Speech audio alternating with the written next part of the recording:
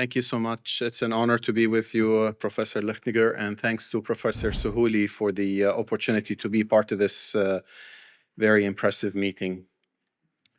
So this talk is about FIGO 2018, stage 1A1 to 1B2 cervical cancer, and really this evolution and revolution in surgical precision to try to be a lot more precise in the paracervix and the operation that we do for this early stage disease.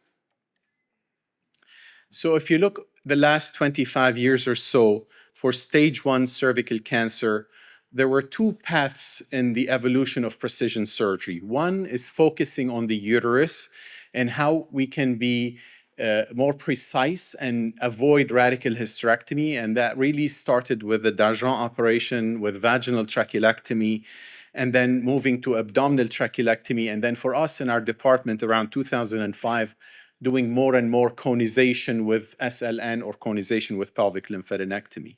So from the uterus standpoint, there has been a really remarkable change. From the nodal assessment standpoint, we evolved from a complete pelvic lymphadenectomy to sentinel node mapping with development of an algorithm which has now become almost mandatory and a standard of care. So very simply, when we're talking about stage 1 cervix cancer, when you think of the operation, it really has two components. Thank you very much. Very hard for me to, to give a talk after this amazing talk. Thank you so much.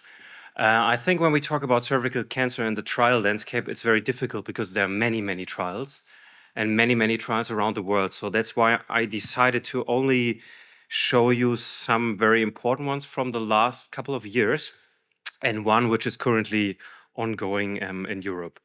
So if we're having a look at history, and today is a very historical date, we all know this, we always have to keep those colleagues of us in mind.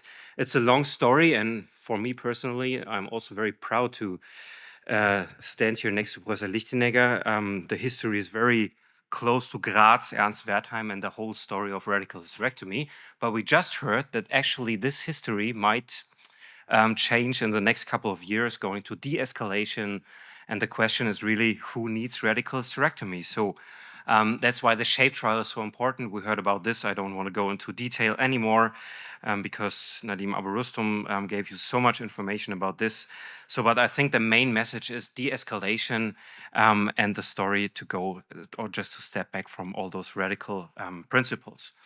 A trial everyone, I think, is aware of, but is, again, worth mentioning is the so-called Keynote A18 trial. We all know this.